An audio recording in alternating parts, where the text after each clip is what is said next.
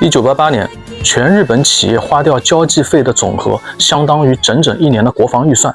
同样1988年 ，Michael Jackson、Whitney Houston、Bon Jovi 都在东京开演唱会，这是最癫狂的年代。人类内心其实都喜欢纸醉金迷，但有人会说这不健康，但谁会在乎？享乐和贪婪才是真正的人性。谁会喜欢和留恋一个毫无生气的时代？所以今天我们要好好回味一下人因为钱太多而失去神智的商业时代。它绝对是人类历史上最贵、最颠，也是最让人不想醒来的集体幻觉。如果纸醉金迷是个梦，那请让我一直待在这个梦里。欢迎来到 ThinkBiz， 我是恶童。全网商业财经博主都在分析日本失落的30年，要我说有什么好分析的？所以我们今天不聊30年，而是欢迎来到人类理性崩塌的幻金时代，癫狂昭和。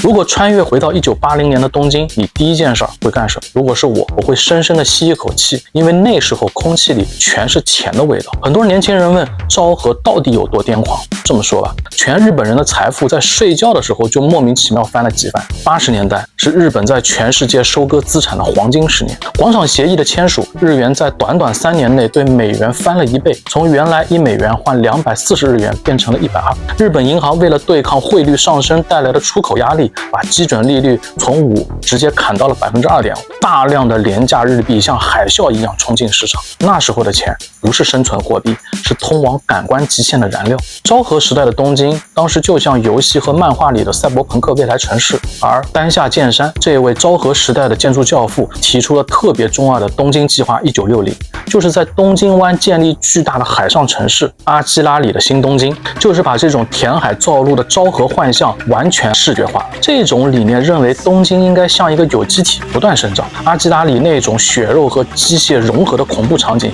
其实是对过度扩张、失去控制的城市极度隐喻。到现在还有很多人好奇，为什么大有克洋的阿基拉这种神作只会诞生在80年代的日本？因为阿基拉反映了当时日本一种俯瞰世界的癫狂。在大有克洋的笔下，2019年的新东京就是全球科技、金钱、权力的核心，是对自身力量的恐惧和自豪的混合产物。它告诉世界，未来根本不属于欧美，未来属于日元和精密零件。在那个没有 CG 和 AI 的时代，这部动画片每一帧光影、每一道激光射箭全是靠手绘。为了追求极致的光影感，制作方专门为阿基拉研发了50几种专属色，全片使用了327种颜色，制作费当时达到10亿日元以上，在那个时代简直就是天文数字。片方给大有克洋的预算是没有上限的，这就是泡沫时代的癫狂。只要你东西够好，预算没有上限。这种自负在另一部冷门的 OVE《加州危机》里也体现得淋漓尽致，估计绝大部分的人都没看过这个片子。你会惊讶当时的日本人对富足的定义，因为他们根本不屑于描写东京，他们要描写的是日本人的后花园——美国。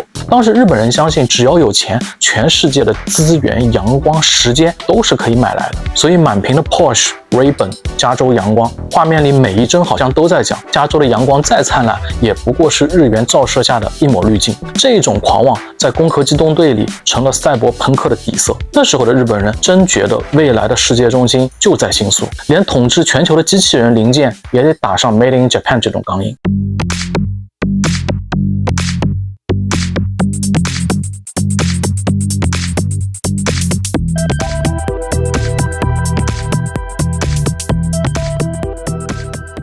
那这些昭和的漫画家赚了多少钱？当时《龙珠》的作者鸟山明在1980年代中期一年的纳税就达到几日元，那是纳税，不是年薪。这种极度财富带来的自负，让那时候的日本人看一眼上帝都想把它给买下来。在这种纸醉金迷的背后，是一群昭和机器在运作。当时的日本企业利润高得离谱，只要你是一台合格的职场机器，公司就愿意供你养你一辈子的奢靡。当时有一句传遍大街小巷的广告语：你能战斗24个小时吗？そろそろ直球勝負だ。24時間戦えますか？这是能量饮料的广告，也是500万日本白领的投名状。他们白天在办公室拼命到吐血，晚上在歌舞伎町挥金如土。当时的日本职场没有什么生活平衡，只有效率优先。为了维持这种战斗力，顶尖企业会把精英中层送到深山里参加地狱训练。这些年薪千万的精英在暴雨里对着太平洋怒吼企业口号，这是一种彻底的商业驯化，目的就是抹杀你的个人情感，把你变成一个为 KPI 运转没有任何痛感的精密零件。最荒诞的数据来了，1988年全日本企业的交际报销费总额接近5万亿日元。5万亿什么概念？差不多当时日本接近1年的国防预算。这意味着那一年日本白领在夜总会喝掉的香槟，在银座吃掉的神户牛肉，足够撑起一个国家级的开销。一个普通的科长手里握着几百万到上千万的月度签单权，这种公款狂欢直接推高了社交成本。在那时候白领眼里，工资只是零花钱，真正的财富是公司给予你那份的挥霍权利。但也是这一群白天被蹂躏的昭和机器撑起了银座夜晚最荒诞最病态的挥金如土。他们晚上喝着香槟，早上听着 City Pop 慵懒的去公司。为什么 City Pop 到现在听起来都这么有味道？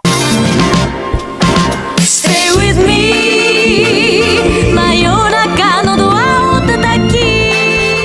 当时的 Sony Walkman 就是让音乐从客厅走向了街道。 City Pop 是为了行走和驾驶设计的节奏，就是 City Beat。 这种调调完美契合了那一代白领在银座漫步或在高速公路开炮时的节奏。你看看所有的 City Pop 的封面，是不是全是泳池、棕榈树、跑车和加州阳光？ City Pop 之所以好听，是因为它捕捉到了人类在彻底财富自由的那一刻那种近乎神性不可一世的律动感。当时的日本人不想听日本味的东西，他们渴望的是无国界的奢华，巴黎味、加州味才是高级的。为了制作那种 City 的味道，唱片公司反正也是有钱到了病态的地步，像山下达郎这种级别的制作人，录首歌都可以在录音棚耗上几百个小时。当时的日本音乐人觉得国内乐手不够高级，直接带上成箱的日元飞到洛杉矶，雇佣全美最顶尖的爵士乐手。他们不看谱，只看钱。City Pop 的那种高级感，其实是日本资本对美国顶级劳动力的一种听觉收割。当时大企业拼命在海边盖度假村， City Pop 就是这些度假村唯一的指定配乐。它给每一个人洗脑，只要你拼命工作24个小时，就是为了在这一刻像个美国富豪一样挥霍阳光。所以理性消费在当时才是变态和不可思议。1988年的日本，每个人手里的日元每小时都在升值。换作是你，你也一定会把这些纸片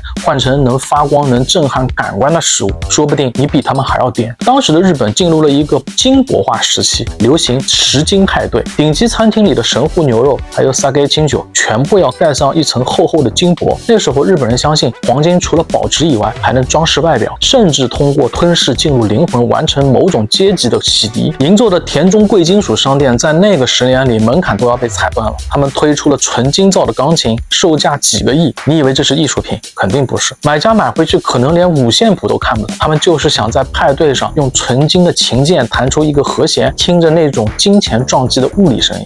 5星酒店的总统套房还有纯金的浴缸，重达140公斤。为了防止客人在洗澡的时候偷偷抠走金子，酒店还雇了保镖守在浴室门口。如果你觉得吃金子抠金子已经够颠了，那你看看他们的座驾。很多人以为那个时代都开法拉利，那是给暴发户开的。真正的昭和顶级阶层推崇的是本土品牌的极致定制。丰田世纪和日产总统在1988年，一辆经过手工定制的丰田世纪价格可以买下2辆顶级的奔驰 S。 内饰不用真皮，是因为真皮会有摩擦声。他们用最顶级的手工编织的羊毛，车头的金凤凰由老匠人亲手打磨几10个小时，再镀上一层白金。这种车不是卖性能，是卖一种我是钱的主宰的心理暗示。而日本那些普通的女性在颠什么？他们在颠 Louis Vuitton。现在的 LV 是奢侈品，那时的 LV 是日本主妇的必备菜篮子。80年代，据统计，全日本有 LV 包的女性比例高达30%到40%。这种消费平权的背后是极度的通胀幻觉。当奢侈品不再稀缺，人们就开始往更离谱的方向寻找刺激。1989年，东京银座有些中心地段的地价涨到了每平米3000万日元，1平米竟然几10万美金。如果你卖掉整个东京，说不定可以买下整个美国，剩下的钱还能去买半个欧洲。在这种地价涨幅下，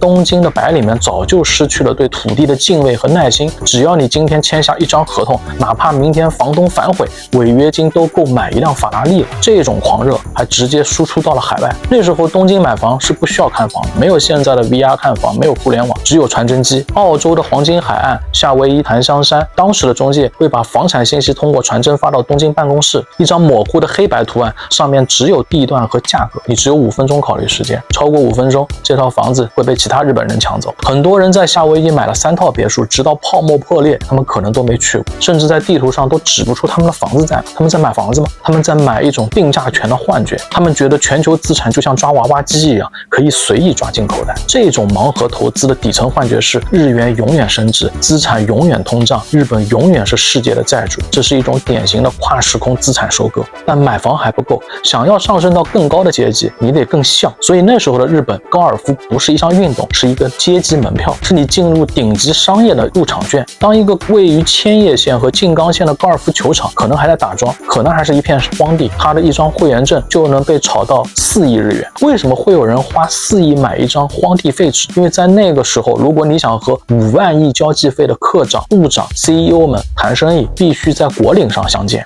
全日本高尔夫会员总产值在1989年达到了2000亿美金，这笔钱在当时可以买下所有的美国大联盟球队，再顺便把好莱坞制片厂给一锅端了。所以当日本资产溢价完全脱离了使用价值，它就变成了一种集体迷信，只要信徒足够多，荒地杂草也能给你标出钻石的价格。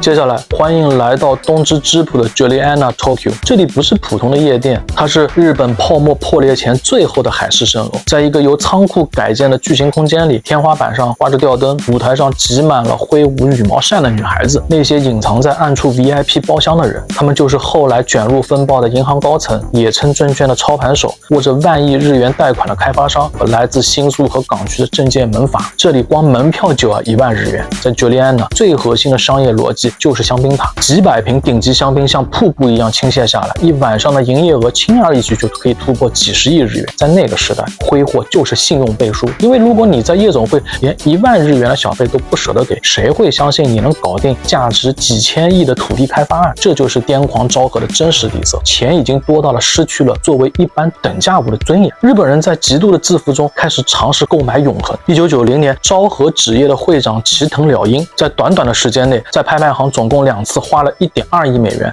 买下了梵高的加贺医生像和向日葵。当时全球艺术界都疯了，但齐藤说了一句更癫狂的话：等我死了，我要把这2幅画跟我一起火化，我要带走它们。当财富已经多到无法通过消费获得快感，昭和狂人们就产生了一种幻觉：我能通过金钱买到这些艺术品的价值，那我应该也拥有毁灭他们的力量。这不是个人狂妄，这是一个时代的病历单。所以死神终于按耐不住，打开了日元的地狱之门。1990年元旦，梦终于醒了。